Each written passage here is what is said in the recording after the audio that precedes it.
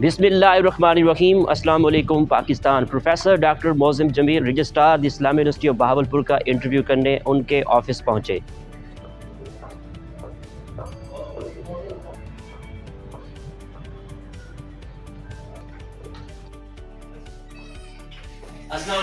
वालेकुम अस्सलाम। क्या हाल है? ठीक है आप? और ठीक है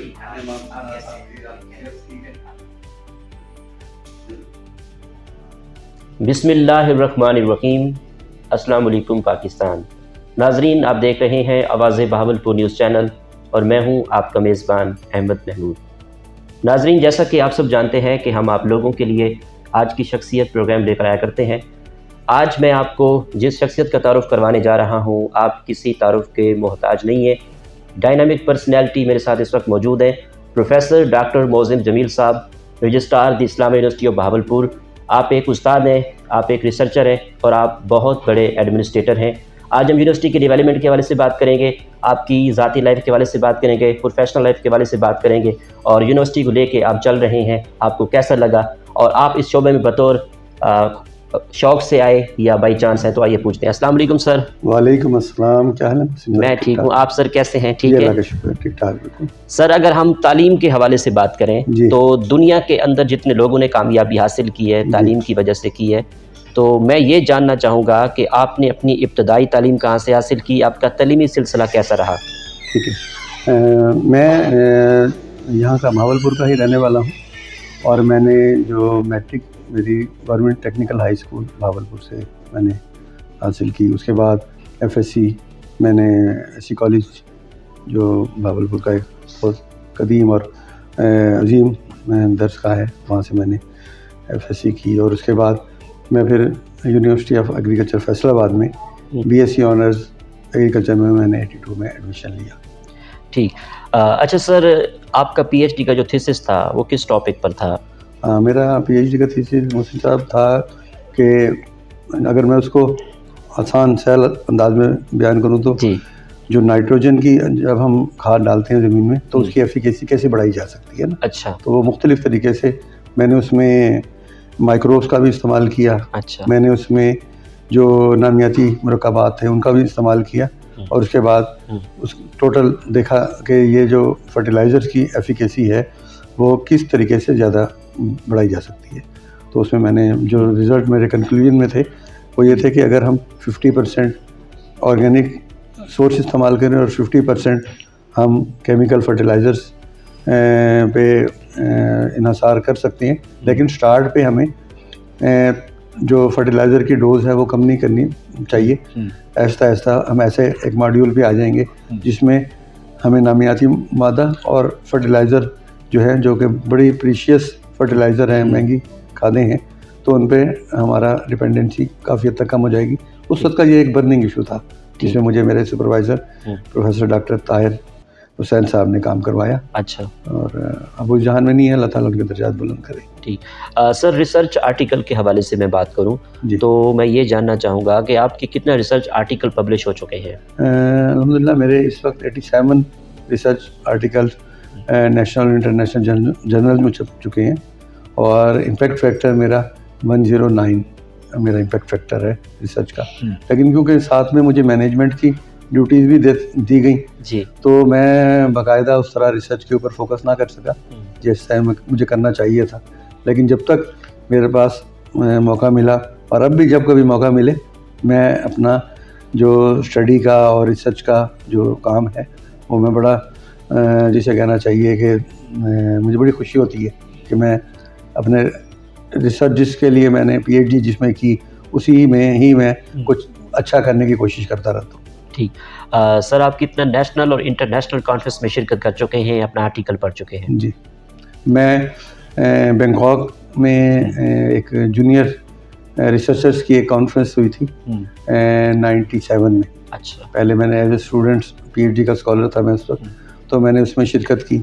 उसके बाद जो है इसमें एशियन एक कॉन्फ्रेंस एक में बर्मा में हुई थी। अच्छा। वहाँ पे मैं गया था और बहुत सारी और नेशनल कॉन्फ्रेंसेस में मैंने पब्लिकेशन अपनी रिसर्च आर्टिकल्स अपने प्रेजेंट किए और उनमें एज ए जो है रिसोर्स पर्सन के तौर पे भी रहा। कुछ ऐसे सेमिनार्स वगैरह थे और कुछ में मैं एज ए जो है चीफ गेस्ट या उनका जो की नोट स्पीकर के तौर पे मैंने वहाँ पे किया। ठीक। सर, पाकिस्तान के रिसर्च कल्चर के हवाले से बात करूँ तो पाकिस्तान के रिसर्च कल्चर के बारे में आप क्या कहेंगे, क्या देखते हैं आप? रिसर्च के कल्चर अगर आप कहेंगे तो शऊर और शौक़ तो बहुत है, लेकिन ये जो रिसर्च का काम है ये डेफिनेटली एक नेशन बिल्डिंग जैसे वर्क होता है या नेशन बिल्डिंग डिपार्टमेंट होता है। तो रिसर्च डिपार्टमेंट भी हमारा एक नेशन बिल्डिंग डिपार्टमेंट है। इससे इन्वेस्ट करके रिटर्न आप एज सच नहीं ले सकते। तो अब काफ़ी हद तक ऐसा जो है डेवलपमेंट ऐसी हो गई जहनों की कि यानी हम इतना इन्वेस्ट कर रहे हैं तो उससे क्या रिटर्न होगा। तो रिसर्च के काम में इन्वेस्ट करना पड़ता है। अनफॉर्चुनेटली मैं समझता हूँ कि अब ये रिसर्च के काम में और रिसर्च के लिए उतनी ज़्यादा ग्रांट्स और उतनी ज़्यादा जो है सहूलतें मुयस्सर नहीं है जितनी होनी चाहिए। नो डाउट रिसर्चर अगर देखें तो हमारे पास इंटरनेशनल लेवल के रिसर्चर्स मौजूद है जो इंटरनेशनल फोरम पे जाके या दूसरे कंट्रीज़ में जाके उनका बहुत जो है वो उनका सरमाया के तौर पे वहाँ पे मौजूद है और उनको बहुत सारी अच्छी जो है अपनी एफर्ट्स करके उनको डेवलपमेंट में बहुत सारा काम उनको दे रहे हैं। ठीक। डॉक्टर साहब, अगर मैं बात करूं इस्लामी यूनिवर्सिटी बहावलपुर की, तो आपने इस्लामी यूनिवर्सिटी बहावलपुर को एज आ रजिस्ट्रार का ओहदा आपने कब संभाला? मैंने मई 2020 में जनाब वाइस चांसलर प्रोफेसर डॉक्टर अतर महबूब साहब की डायरेक्शन पे मैंने ये जो है मैं एकेडमिया से मुझे रजिस्ट्रार ऑफिस का चार्ज दिया गया।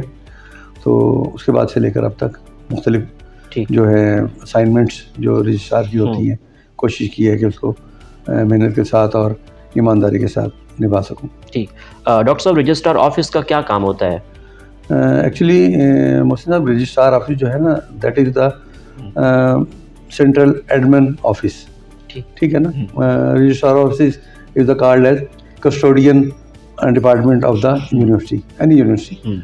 तो इसमें human resource division, academics, scholarships और जो है मतलब रिक्रूटमेंट्स, एडमिशन्स, ये सारे जो हैं इन सब को ओवरऑल टीचिंग नॉन टीचिंग जो है हमारा स्टाफ, उनकी ज़रूरियात भी और उनकी इंडक्शन भी, इन तमाम चीज़ों को भी देखते हैं। उसके अलावा स्टैट्यूटरी बॉडीज़ के इलेक्शंस, उनकी मीटिंग्स, तो ये सारा रजिस्ट्रार ऑफिस के ज़िम्मे होता है। और अल्हम्दुलिल्लाह बहुत अच्छी टीम है हमारे पास और तमाम ये अमूर जो रजिस्ट्रार ऑफिस से रिलेटेड जितने भी अमूर हैं वो बड़े तुंदही से और अपने फुल एफर्ट के साथ सर अंजाम दे रही हैं। ठीक। डॉक्टर साहब, engineer professor doctor Atar Mehboob vice chancellor the Islami university Bahawalpur की लीडरशिप को कैसे देखते हैं? जब से वो यूनिवर्सिटी में आए हैं, यूनिवर्सिटी डेवलपमेंट कर रही है, तो इस बारे में बताइएगा। हम तो यूनिवर्सिटी के अंदर वाले लोग हैं ना, जो बाहर वाले लोग हैं वो भी उनकी ये वाले डेवलपमेंट वाली जो क्वालिटी है उसके मुतरफ़ हैं। और अल्हम्दुलिल्लाह जनाब डॉक्टर साहब जो हमारे वाइस चांसलर साहब हैं उनकी उसमें सरबराही में यूनिवर्सिटी में बहुत ज़्यादा अच्छी डेवलपमेंट हो गई हैं और हो रही हैं और अल्हम्दुलिल्लाह जारी हैं। चाहे वो आप देखें एकेडमिक्स के लिहाज से या एनरोलमेंट के लिहाज से या अगर आप देखें बिल्डिंग्स की डेवलपमेंट के हिसाब से और स्टूडेंट्स और एम्प्लॉइज़ की सहूलत के हिसाब से, तो वो हमतन मसरूफ़ रहते हैं इन तमाम कामों में। और बहुत ज़्यादा जो है उन्होंने इस सारे सिस्टम को बहुत अच्छे पॉजिटिव वे में डेवलप किया। और तमाम इदारे जो इंटरनल इदारे हैं तमाम कोऑर्डिनेटेड हैं और एक दूसरे के साथ कोऑर्डिनेशन में काम करते हैं। मैं समझता हूँ कि ये उनका बहुत बड़ा कंट्रीब्यूशन है कि कोई डिपार्टमेंट भी आइसोलेशन में नहीं महसूस करता। उसको जहाँ पे किसी और डिपार्टमेंट की ज़रूरत होती है तो वो लोग उनसे पहले उनका काम करके दे देते हैं। तो मैं समझता हूँ कि डॉक्टर अतर महबूब साहब ने ये जो कल्चर डेवलप किया है ये उनका बहुत बड़ा एक कारनामा है। और यूनिवर्सिटी की डेवलपमेंट के हिसाब से तो मैं समझता हूँ कि ये इनका दौर सुनहरी रूप में लिखा जाएगा। बहुत ज़्यादा IUB के लिए इन्होंने अपना वो किया और दिन रात एक किया हुआ अपने आराम का, नींद का, बिल्कुल इसमें इसको भी कुर्बान करने पे होते हैं वो माशाल्लाह। और 24 आवर्स हमने देखा कि इसी क्यू में काम करते रहते हैं। ठीक। डॉक्टर साहब, स्प्रिंग सेमेस्टर में इस्लामी यूनिवर्सिटी बहावलपुर में कितना तलबात को एडमिशन दे रही है? प्रोग्राम में तो था कि 4000 तलबात को हम एडमिशन देंगे, लेकिन नंबर ऑफ़ एप्लीकेशंस और तलबा के बहुत बड़ी तादाद का एतमाद IUB पे मुझे लगता है कि ये 6000 से क्रॉस कर जाएंगे एडमिशन ना। ठीक। क्योंकि मैं समझता हूँ कि IUB अब एक ब्रांड बन चुका है और जनूबी पंजाब में तमाम पेरेंट्स यही चाहते हैं कि उनके जो बच्चे हैं वो IUB में दाखिला लें और यहाँ पे मुख्तलिफ जो प्रोग्राम्स 130 डिपार्टमेंट्स हमारे इस वक्त फंक्शनल हैं, तो उसमें मुख्तलिफ जो हैं डिग्रीज़ वो उस पर BA SMS और PhD तक उसमें एडमिशन लेने के ख्वाहिशमंद हैं ठीक बहुत सारे लोग। और मैं समझता हूँ कि ये यहाँ के जनूबी पंजाब के ही नहीं, हमारे पास KPK से, इवन के सिंध से और बलूचिस्तान से बहुत सारे बच्चे जो हैं वो एडमिशन ले चुके हैं और लेने के ख्वाह हैं। ठीक।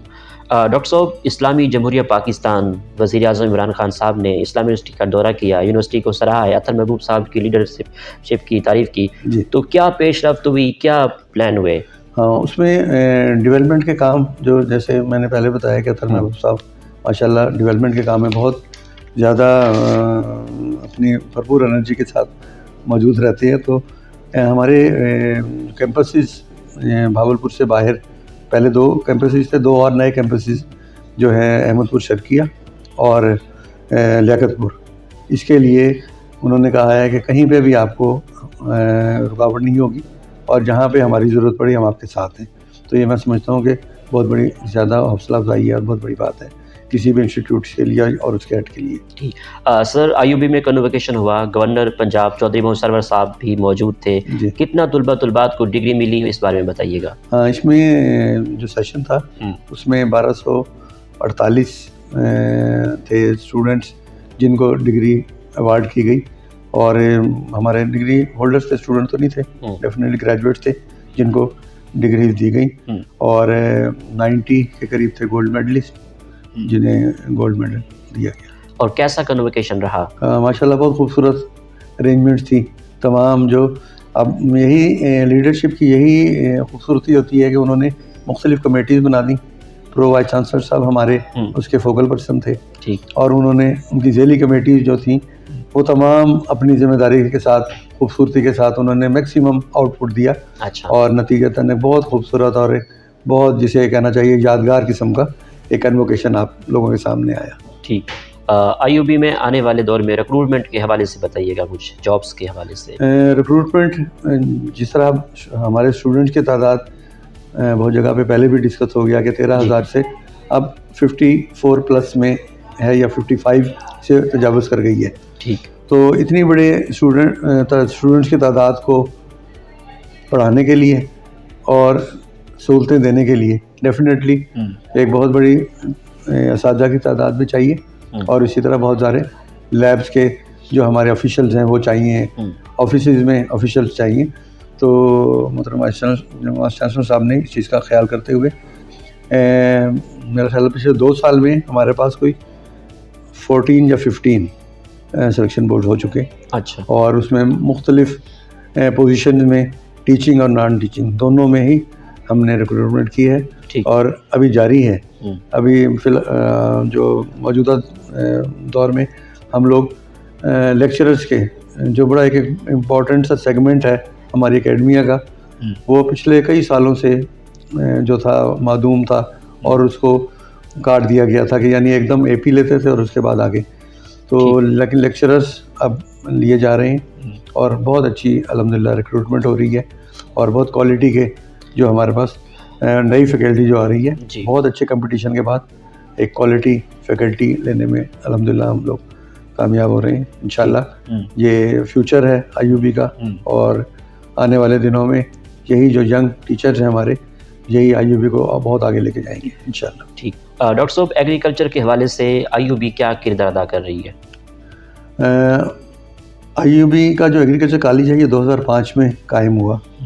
अच्छा, अपने जो आने के बाद रिसेप्शन के बाद से ही स्ट्रगल चलती रही, मुख्तलिफ उस जो नए नए जेते हैं एग्रीकल्चर की, उस पर काम जारी रहा जी। लेकिन कॉटन पे हम लोगों का काम काफ़ी जो है सिग्निफिकेंट पहले भी था, लेकिन दरमियान में 2012 के बाद से अब तक वो बड़ा डोरमेंट सा एक पीरियड आया जिसमें एग्रीकल्चर के रिसर्च पे, ख़ासतौर पे कॉटन के ऊपर बहुत ज़्यादा तवज्जो नहीं दी गई। नो डाउट रिसर्चर हमारे पास डॉक्टर इकबाल मंदेशा साहब की सूरत में हमारे पास बहुत अच्छा रिसर्चर या बहुत मैं समझता हूँ कि एक नेशनल या इंटरनेशनल लेवल का वो ब्रीडर हमारे पास मौजूद है। तो ये भी साहब ने उनकी सलाहियतों को जांचा और उनको आगे लेकर आए ना। तो अब जो हमारा ये पूरा पंजाब है इसमें 40% जो ज़मीनों पर एग्रीकल्चर ये कॉटन की जो वैरायटीज़ हैं वो आईयूबी की वैरायटीज़ जो हैं वो 40% रकबे पे आईयूबी की वैरायटीज़ काश्त होती हैं, जो कि मैं समझता हूँ एक बहुत बड़ा अचीवमेंट है, बहुत बड़ी अचीवमेंट है ये।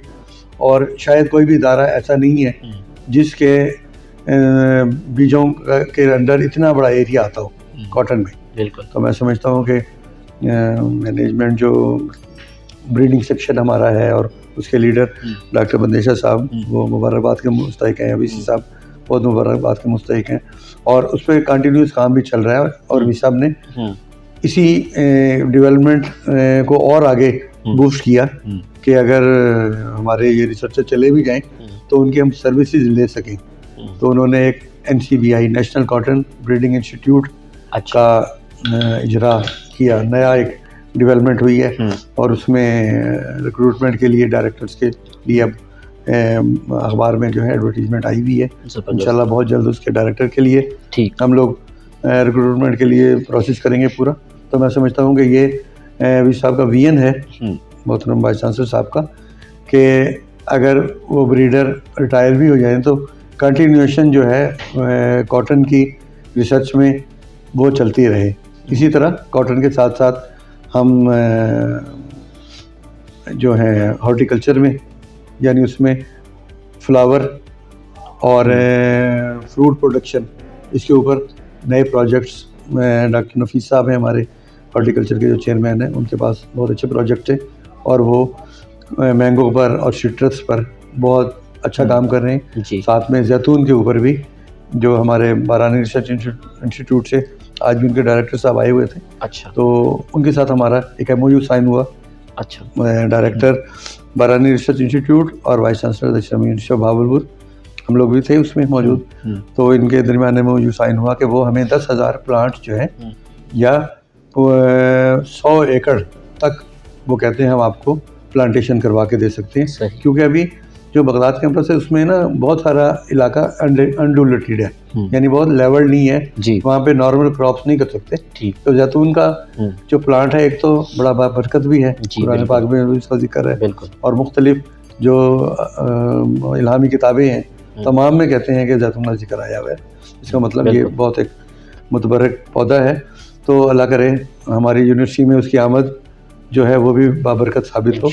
और ये जो मोहतरम रफीक डोगर साहब हमारे पास आए हुए थे डायरेक्टर, तो इन्होंने हमें 100 एकड़ जो जहाँ पे दूसरी फसलें नहीं हो सकती ना, जहाँ पे यानी कि ड्रिप इरिगेशन के ज़रिए ये हमें 100 एकड़ के लिए प्लांटेशन कर देंगे माशाअल्लाह। और उसके साथ ड्रिप इरिगेशन का सिस्टम के लिए भी हम एक और इदारे से MOU साइन करने जा रहे हैं, इंशाल्लाह वो भी जल्द हो जाएगा। तो ये सारा एग्रीकल्चर से, इसके अलावा भी मशरूम पे भी काम हो रहा है वहाँ पे। एग्रीकल्चर जो हमारी फैकल्टी है वो बड़ी एनर्जेटिक लोगों पे मुश्तमिल है, ज़बरदस्त। और जो माइक्रोबायोलॉजी पे जो है बायो फर्टिलाइजर्स, इस पे काम कर रहे हैं। इसी तरह मुख्तलिफ फसलों के जो हेर फेर और उनको इंटरक्रॉपिंग, उस पे काम हो रहा है। इसी तरह नुकसानदेह कीड़ों को से बचाने के लिए जो इक़दाम हो सकते हैं उस पे काम हो रहा है। हनी बी का एक बहुत बड़ा प्रोजेक्ट, हमारे एक एक्सपर्ट वो है प्रोफेसर हैं, उन्होंने वो विन किया है एक प्रोजेक्ट। अब यहाँ पे हनी बी के लिए भी काम शुरू करेंगे वो। अच्छा, तो इस तरह बहुत सारे ऐसे शोबे हैं जहाँ पे काम जारी व सारी है। ठीक। सर आईयूबी तलबात को स्कॉलरशिप दे रही है, इस बारे में बताइएगा। हाँ, ये बड़ा अच्छा सवाल आपने किया कि मतलब कि शायद कोई और यूनिवर्सिटी इतने ज़्यादा तलबा तालबात को स्कॉलरशिप ना देती हो। हमारे 40% जी। तलबा व तालबात जो हैं वो नीड बेस और मेरिट स्कॉलरशिप लेते हैं, क्योंकि ये भावलपुर एक ऐसा खिता है जहाँ पे अभी जो लिविंग स्टैंडर्ड उतना हाई नहीं है। No doubt day by day इसकी डेवलपमेंट हो रही है। गवर्नमेंट की तरफ से भी कुछ अच्छे प्रोग्राम्स लॉन्च किए जा रहे हैं जी। और आईयूबी भी अपने बहुत सारे जो शोबाजात हैं वो लिंक करके, और वैसे ही आईयूबी अगर आबाद है तो सिटी भी आबाद है, इसका इकोनॉमी भी बहुत अच्छी तरह डेवलप हो रही है। तो ये सारा जो है ये आईयूबी के साथ मुंसलिक है। तो स्कॉलरशिप के हवाले से हमारे 40% जो तलबा हैं वो स्कॉलरशिप ले रहे हैं, और उनकी बहुत अच्छी एक टीम है जो उनकी स्क्रूटनी करती है कि नीड बेस। अब ऐसा मुश्किल कुछ भी नहीं है कि कोई बच्चा या बच्ची चाहे कि हमारे पास पैसे नहीं है और हम लोग आगे तालीम हासिल नहीं कर सकते, तो आईयूबी आगे बढ़कर उनको संभालती है और उनके पूरे अखराजात यानी कि राइट फ्रॉम एनरोलमेंट फीस और उनके रिहाइश वगैरह का भी बहुत सारे जो हमारे ऐसे हजरात हैं, मुखैर हजरात, वो भी इसमें स्पॉन्सर करते हैं। पहले ये वाला फैशन नहीं था, तो ये मैं समझता हूँ मोहतरम हमारे वाइस चांसलर साहब की आमद के बाद उन्होंने सोशल जो हमारा सिस्टम है और सोसाइटी से भी आईयूबी को लिंक किया जी। तो बहुत से फिलैंथ्रोपिस्ट जो हैं वो आईयूबी की तरफ अट्रैक्ट होके आए और जहाँ के बच्चों के लिए स्कॉलरशिप ऐलान किए ना गवर्नमेंट की तरफ से भी जो है, वहाँ पे जो हमारा डायरेक्टरेट ऑफ फिनेंशियल असिस्टेंस है वो बहुत ज़्यादा बच्चों को नीड बेस्ड स्कॉलरशिप के लिए कोशिश रहता है और दे भी रहा है ना। तो मैं समझता हूँ कि ये आईयूबी के एक थोड़ा इम्तियाज़ है आईयूबी के लिए कि वहाँ पे नीड बेस्ड बच्चे जो हैं वो आराम से अपना पूरा तालीमी कैरियर पूरा कर सकते हैं। ठीक। सर ये तो हमने डेवलपमेंट के हवाले से बात की है जी। अब मैं ये पूछना चाहूँगा कि आपने शादी कब की और आपके कितने बच्चे हैं और किस किस फील्ड में काम कर रहे हैं? अच्छा, जाती साहब आपने सवाल पूछा, कोई आपका क्या पूछ सकते हैं भाई है मेरे छोटे। तो मेरी शादी और मेरी पीएचडी ना ये ओवरलैप है। अच्छा, यानी कि मेरी एनरोलमेंट के एक माह बाद मेरी शादी हुई और 94 में ठीक मेरी शादी हुई। अल्हम्दुलिल्लाह मेरी जो मिसेज है वो एमफिल हैं लेकिन हाउस वाइफ हैं माशाल्लाह, और मेरे 4 बच्चे हैं, 2 बेटे 2 बेटियां। ठीक। बेटे मेरे जो सबसे बड़ा बेटा है वो अब उसमें सर गंगाराम हॉस्पिटल में अच्छा आई में वो स्पेशलाइजेशन कर रहा है माशाल्लाह, पार्ट 2 की तैयारी कर रहा है आजकल। ठीक। तो उसे छोटा वाला वो CMH में है, CMH जो मेडिकल कॉलेज है इनका, उसमें 4th ईयर का स्टूडेंट है माशाल्लाह। उससे छोटी जो है वो कायदा मेडिकल कॉलेज में वो 3rd ईयर के अब एग्ज़ाम दे के अभी फारिग हुई है माशाल्लाह। और एक छोटी जो है सबसे वो 4th नंबर पे जो है मेरी, तो वो 10th में है मेरी वो। ठीक। तो ये सारे बच्चे बड़े मतलब के एक अच्छे अपने अपने मकासद में अल्लाह ताला ने कामयाब करे। तो क्योंकि पेरेंट्स का सबका यही ख्वाहिश भी होती है, कोशिश भी होती है कि अच्छे तालीम लें, और मैं तो तालीम के साथ साथ मैं ये भी हमेशा दुआ करता हूँ कि एक अच्छे पाकिस्तानी एक अच्छे मुसलमान भी बने ना। तो ये अल्लाह का शुक्र है अल्हम्दुलिल्लाह एक्टिव हैं अपनी पढ़ाई में भी और सोशल एक्टिविटीज़ में भी वो पार्टिसिपेट करते हैं। ठीक। तो माशाल्लाह। सर माशाल्लाह आप गुड लुकिंग है, तो मैं ये पूछना चाहूँगा कि आपको खाने में क्या क्या पसंद है? यार ये लुकिंग से खाने का बिल्कुल फिटनेस का राज खानों से भी। हाँ,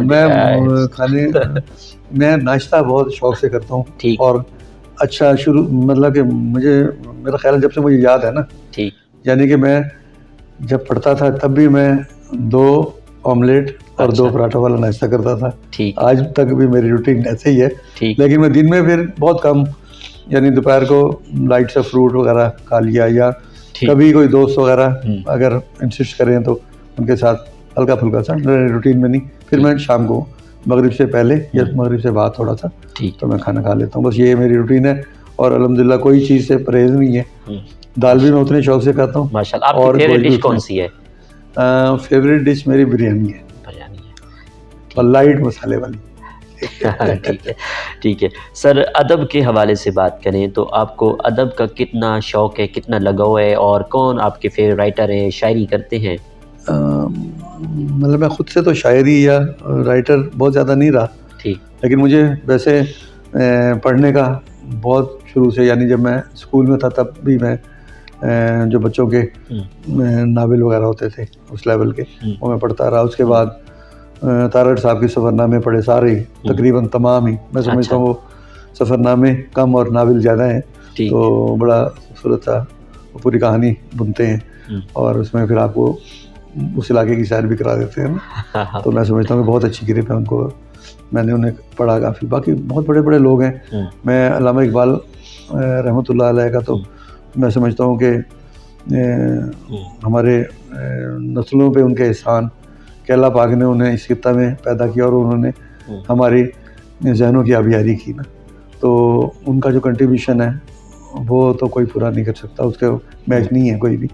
तो मेरे सबसे पसंदीदा जो शायर हैं वही हैं, और मैं तो समझता हूँ कि वो जो मुजद्दिद जैसे होते हैं ना, 100 साल बाद अल्लाह पाक भेजते हैं। मुझे तो टीचर्स के हवाले से मैं अगर बात करूँ तो आपके बेस्ट टीचर कौन है? मोहसिन साहब, देखें जिस तरह माँ बाप का एक बहुत ही अहम रोल है आपकी पर्सनैलिटी की डेवलपमेंट में जी, तो आपके टीचर्स का भी मैं समझता हूँ कि उनसे कम नहीं है। अगर उनसे ज़्यादा नहीं है तो उनसे कम भी नहीं है। तो मैं अल्हम्दुलिल्लाह मुझे स्कूल लेवल पर भी, कॉलेज में और फिर यूनिवर्सिटी में बहुत अच्छे असातिज़ा मिले, और अल्लाह ताला उनकी उम्र दराज करे। अगर वो जितना है, अगर दुनिया से पर्दा कर गए हैं तो अल्लाह ताला उनके दर्जात बुलंद करें। तो स्कूल में मैं समझता हूँ कि मेरे अगर बेस्ट टीचर आप कहेंगे तो अमीन साबिर साहब थे। अच्छा। तो बहुत मेहनत से हमें पढ़ाया उन्होंने, और मैं समझता हूँ कि उनकी बहुत सारी चीज़ें हमारी लाइफ में, उनकी पर्सनैलिटी, बड़े नीट क्लीन कपड़े पहनते थे, बड़ा अदब से बात करते थे, वो छोटों से भी बड़ों से भी, और बहुत मेहनती थे पढ़ाने में। यानी सर्दियों में भी वो साइकिल पे आते थे और हमें आके 0 पीरियड 7 बजे, वो कहते थे जो आना चाहिए आराम से आ जाए।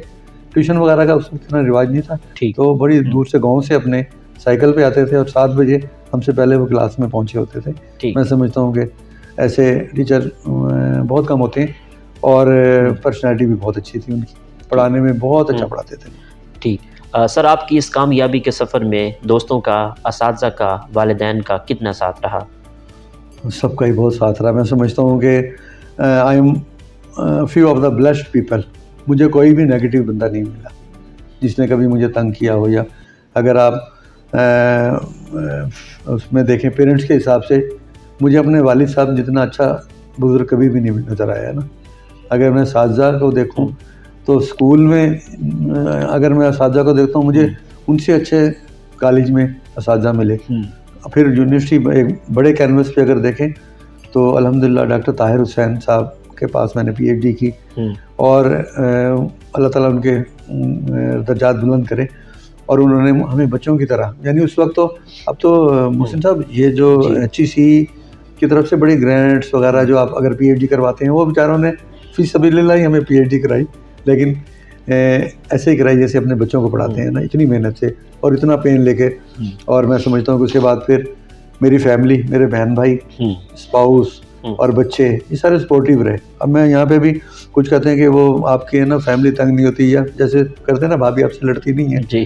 तो मैंने कहा वो बड़ी अकोमोडेटिंग लेडी है, और बहुत अरसे से मैं बहुत लेट आवर्स तक काम कर रहा हूँ, तो मैं समझता हूँ कि इसमें उसका भी ताउन शामिल है, और वो कभी उसको पता है कि मेरी जिम्मेदारी क्या है, और उनकी अपनी जिम्मेदारी जो है वो बच्चों को ग्रो करना और उनकी तालीम और तरबियत, तो उनका बहुत सारा इसमें मैं समझता हूँ कि कंट्रीब्यूशन है।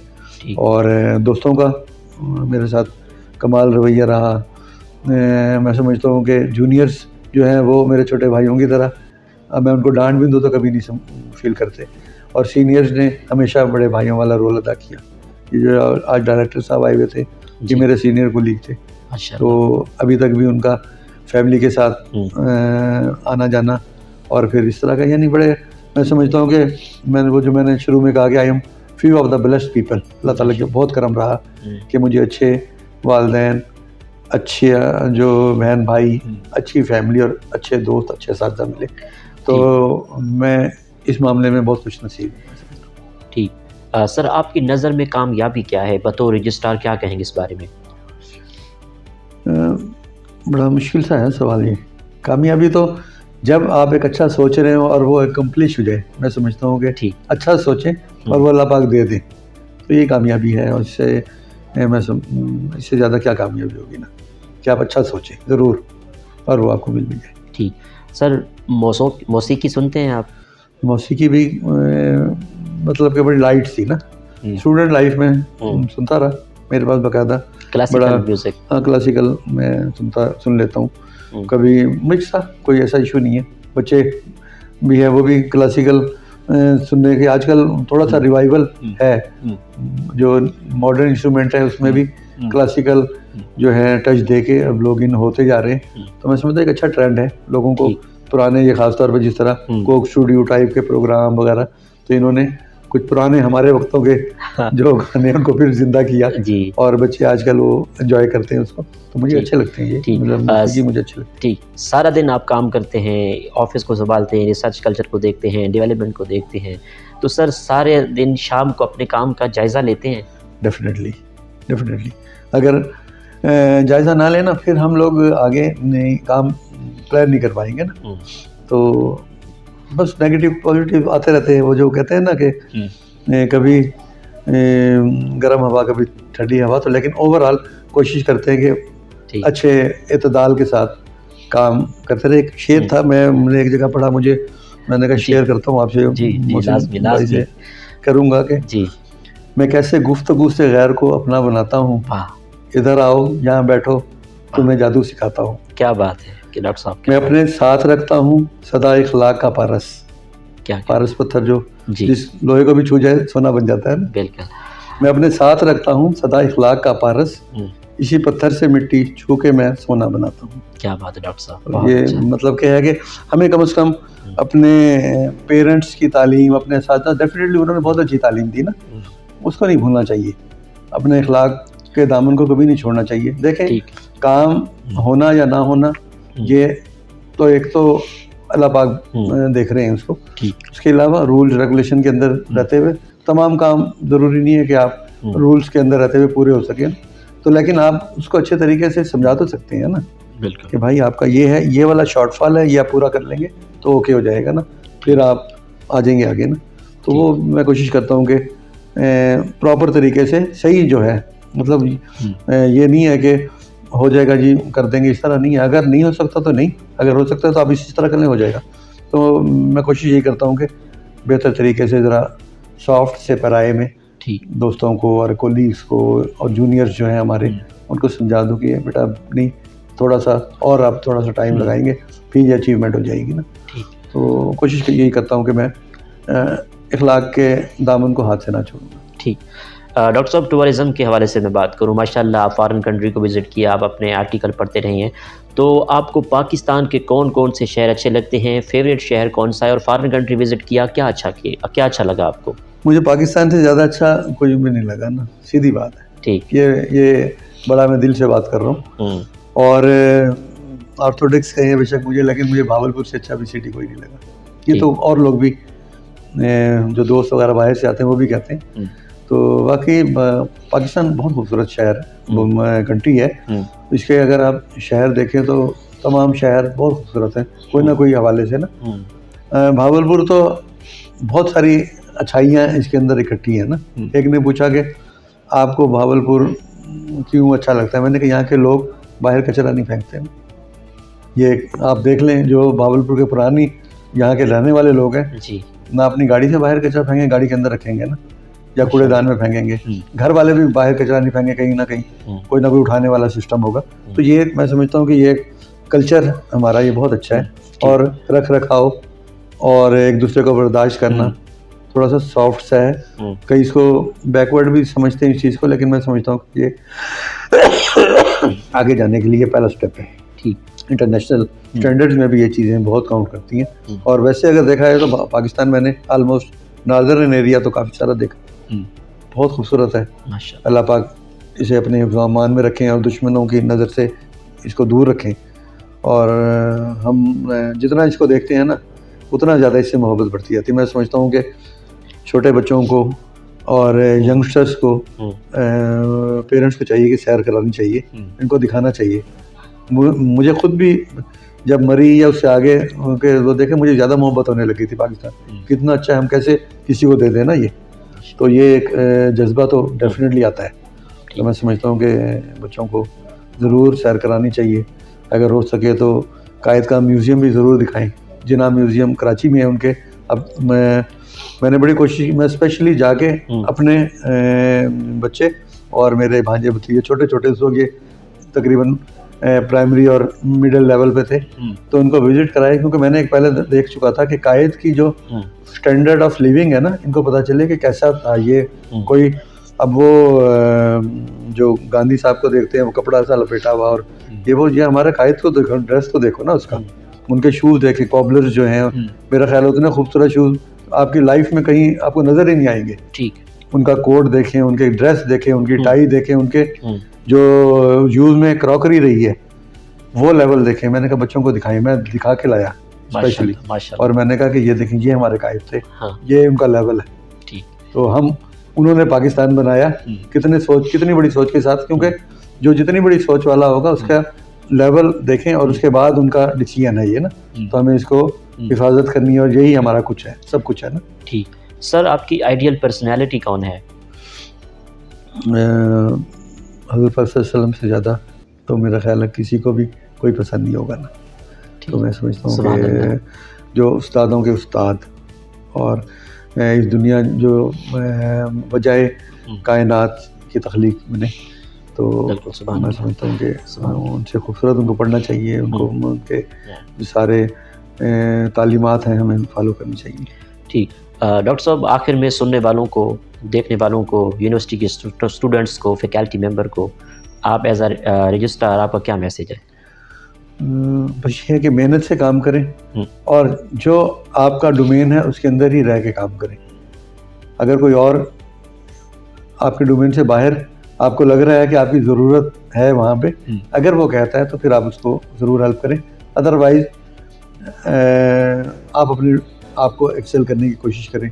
अगर कहीं कोऑर्डिनेशन में कोई आपको बुलाता है तो ज़रूर जाएं और उसके साथ अपने उससे दिल से यानी कि सिंसियर होकर उसके साथ एफर्ट करें, क्योंकि टीम 1 जो है वो 2 भी है और 11 भी है, तो 11 वाली सिचुएशन में जाए ना। तो मैं समझता हूँ कि मजबूत काम करने से बहुत ज़्यादा मसाइल हल भी हो जाते हैं और वो भी थे, लेकिन दोनों तरफ से कोऑर्डिनेशन हो, यानी वो भी चाहेंगे आप काम करना, आपके साथ मुझे काम करना चाहिए। अगर वो नहीं चाह रहा तो फिर आप बिल्कुल एक तरफ अपना काम में बेहतर तरीके से करते रहें। ठीक sir, thank you very much, आपसे बात करके बहुत अच्छा लगा। बहुत शुक्रिया। Thank you. खुश रखे आप। थैंक यू जी। तो नाजरीन, आपने आज की शख्सियत प्रोग्राम सुना। प्रोफेसर डॉक्टर मोहसिन जमील साहब से बात कर रहे थे, रजिस्ट्रार इस्लामी यूनिवर्सिटी भावलपुर। एक नए प्रोग्राम में मुलाकात होगी, तब तक अल्लाह हाफिज़, अल्लाह निगहबान, पाकिस्तान जिंदाबाद।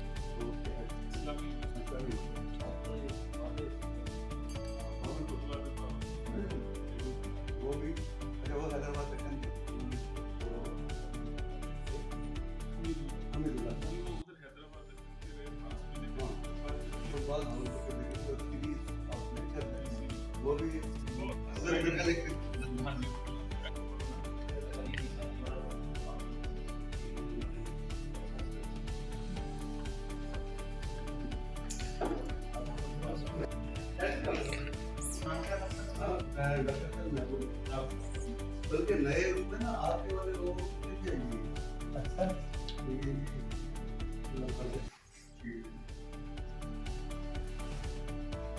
ये तमगा इम्तियाज है, वेटी तमगा इम्तियाज है, सिविल कार्पोरेटर